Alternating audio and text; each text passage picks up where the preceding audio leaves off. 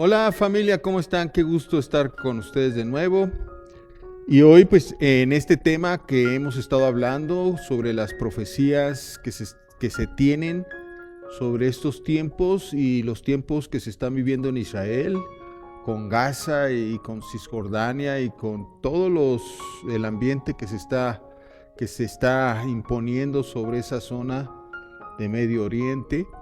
Pues hoy queremos seguir en esta tónica sobre estas profecías. De hecho, todos los profetas, los profetas mayores y los profetas menores, y obviamente David también en los Salmos, ya vimos el Salmo 83, han profetizado y tienen un espacio en cada una de sus escrituras referente a los últimos tiempos y referente a este tiempo. Así es que hay muchísimo de dónde cortar para poder entender lo que está sucediendo y lo que va a suceder. Como vimos el domingo pasado, sobre cómo también las naciones que entren a defender a Palestina o al grupo de Hamas van a tener sus consecuencias. Y por lo mismo hay que corregir nuestra postura delante de Dios. Y el profeta Oseas habla sobre Gaza y habla sobre esta situación que está viviendo el pueblo de Israel. Ahí inclusive Oseas, si usted se recuerda, en el capítulo 1, habla sobre la restauración del pueblo de Israel y está hablando sobre la restauración actual. Oseas es un libro increíble, es un libro que habla en una forma paradójica sobre lo que es la relación de Dios con Israel. Esa relación que es una relación obviamente espiritual, él la pone, Oseas, en su propia vida y la ejemplifica con lo que vive con Gomer, su mujer. Si ustedes recuerdan, Gomer era una mujer prostituta y Dios le dijo a Oseas que se tenía que casar con ella.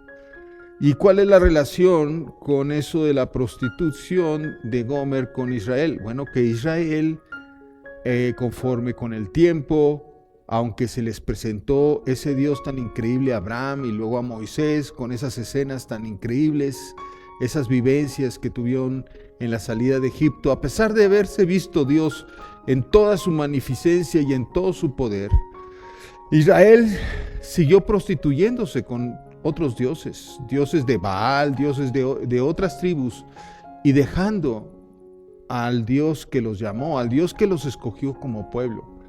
Por lo tanto, para Dios es bien doloroso y quiere mostrar ese dolor a través de este profeta Oseas. A Oseas le dice, te vas a casar con una prostituta, y Oseas dice, pero ¿cómo? Imagínense que le digan así a usted, ¿verdad? Entonces dices, no, pues ¿cómo que me voy a casar con una? Te vas a casar con una prostituta y vas a tener 3 hijos. Y tuvo 3 hijos que les puso a cada uno un nombre, que cada uno de los nombres significaba el dolor de Dios, diciendo, ya no te voy a amar, ya no te voy a respetar, ya no te voy a cuidar, por decirlo así. Y esos nombres significaban toda la desesperación de Dios, que queriendo dar su amor hacia un pueblo llamado Israel, el pueblo de Israel lo traicionó y aún hizo cosas perversas. Porque Gomer, después de tener los 3 hijos, volvió a irse de la casa de Oseas. Y aunque tenía todas las cosas que quisiera desear una mujer en esa época, bueno, de todos modos, Gomer se fue a prostituirse y con muchos hombres. Y tal fue su prostitución, agarró a un hombre y le quitaba un vestido, le pedía oro, le pedía comida, y luego con otro hombre le pedía otra cosa, hasta que llegó con un mal hombre, y ese mal hombre, en lugar de darle, la esclavizó. Y como Dios le había profetizado y le había dicho al pueblo de Israel, te voy a desnudar delante de todas las naciones, lo mismo pasó con Gomer, porque este hombre malvado la puso como esclava a venderla. Y duró mucho tiempo así, y mucho más tiempo fuera de la casa de Oseas. Y esa separación vino haciendo la misma separación como diciendo, te voy a esparcir, Israel, por tu prostitución y te voy a desnudar delante de todas las naciones. Y eso sucedió, ¿verdad? Después de la gran diáspora de Roma al principio del siglo, donde Roma eran tan rebeldes este pueblo que los esparció por todo su territorio. Y hasta 1948, en mayo, el pueblo de Israel se volvió una nación de nuevo.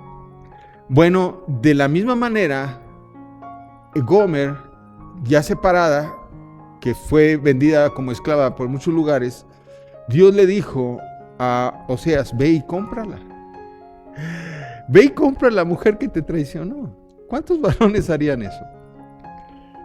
Y Oseas aceptó, obedeció y la compró con gran precio como una esclava y la volvió a su casa y la volvió a amar.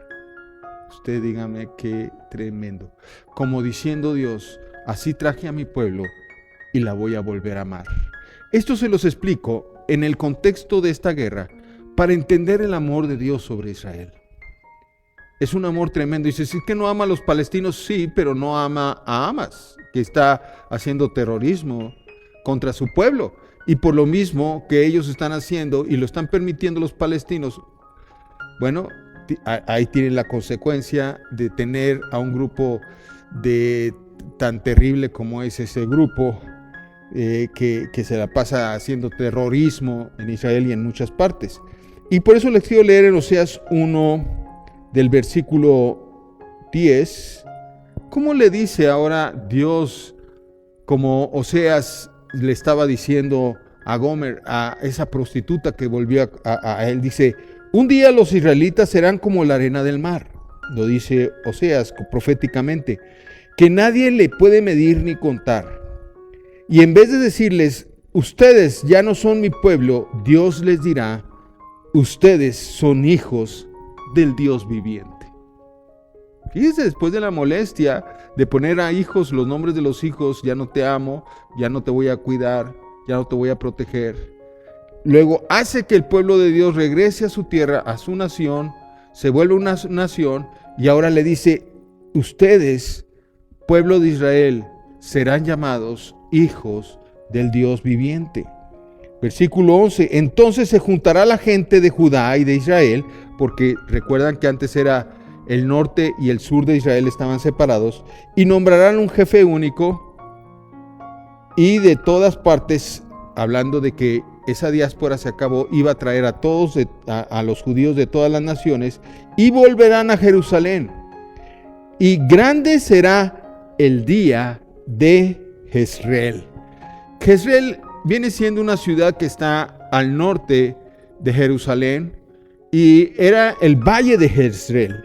En el valle de Jezreel se llevaron muchas batallas donde normalmente perdieron los judíos. Perdieron esas batallas constantemente contra los cananeos, contra los filisteos, y era un valle donde ya se nombraba el valle casi de donde vamos a perder la guerra.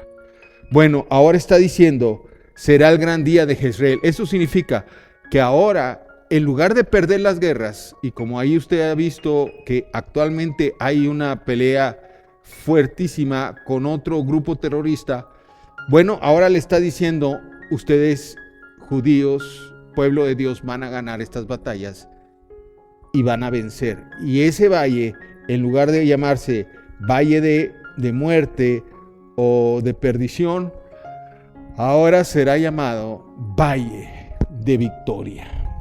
Por eso, en el capítulo 2 le dice al pueblo de Israel, ya en el versículo 14 dice, yo la voy a enamorar de nuevo a Gomer, voy a enamorar de nuevo a esta prostituta Israel, y la llevaré al desierto y le hablaré al corazón.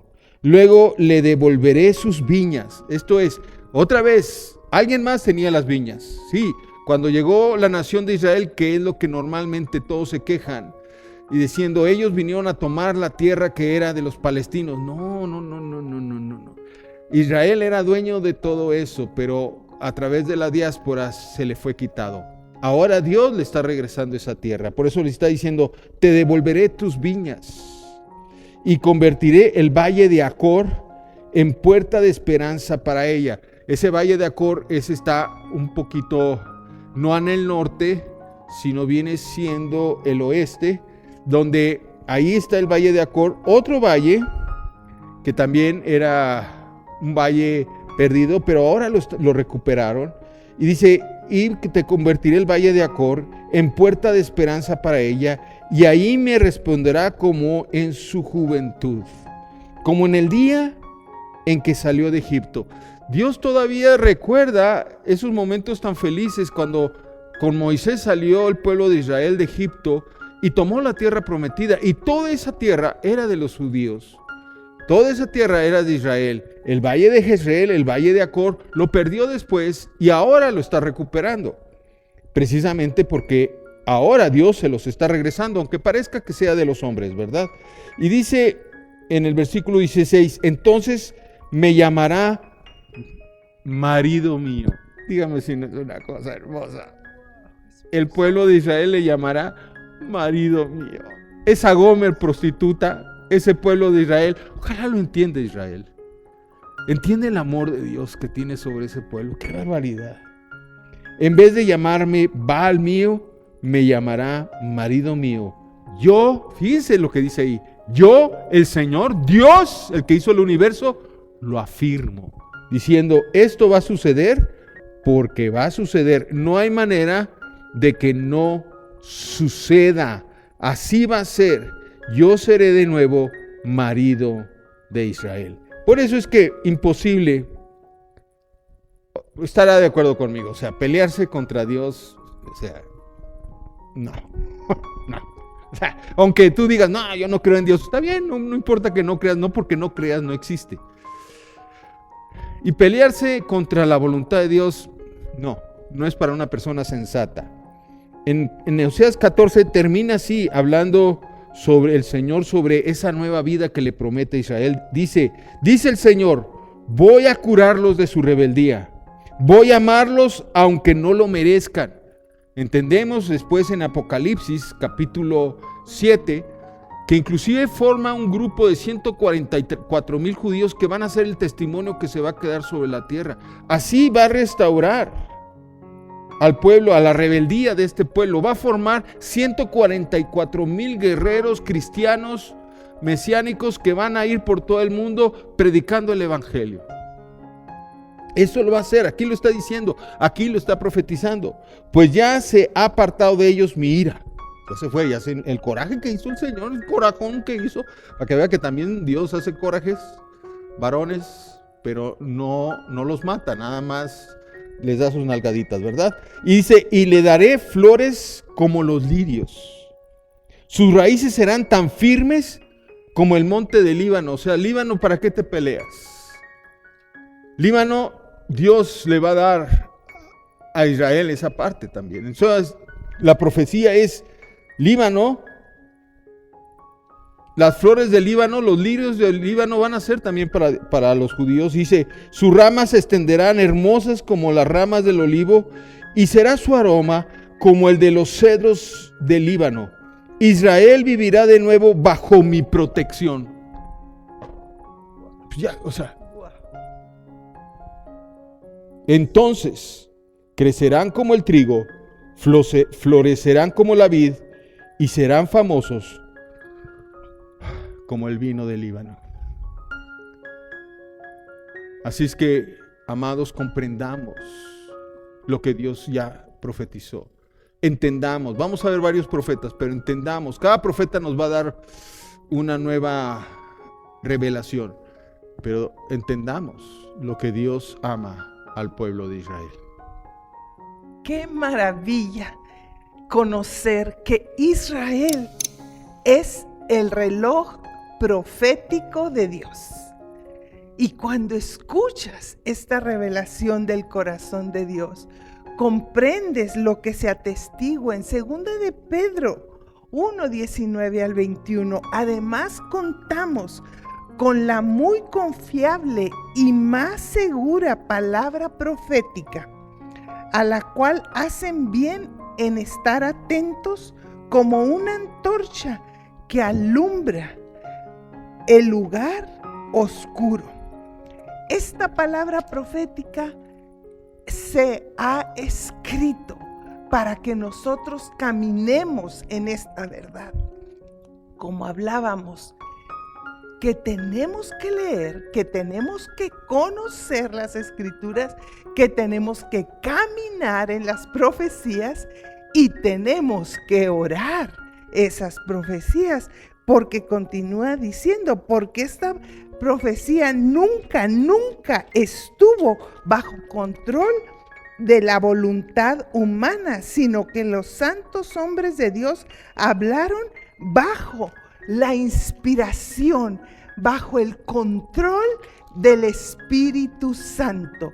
Y es en esta condición que puedes ver lo que Oseas 6, 1 al 2, vuelve a decir: volvamos al Señor, porque Él los ha castigado, nos ha castigado, pero escucha, hoy nos ha obrado en misericordia y nos sanará.